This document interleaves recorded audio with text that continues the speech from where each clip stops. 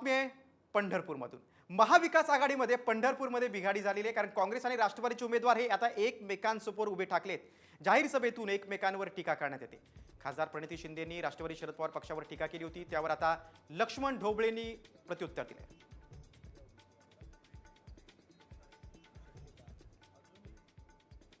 मी तर म्हणते आपले एकमेव विरोधक आहे भारतीय जनता पक्ष। बाकीकडे लक्षच नका देऊ, गिनती नाही मला कोण यायचे काही कसं मी म्हणली काय कसं, बाकी सगळे बंडखोर एकच अधिकृत आणि विरोधक एकच भारतीय जनता पक्ष। बाकी इकडे तिकडे बघायचंच नाही काहीच नाहीये। त्यांना का महत्व द्यायचं मला सांगा, उगाचच कशाला वेळ घालवायची त्याच्यात।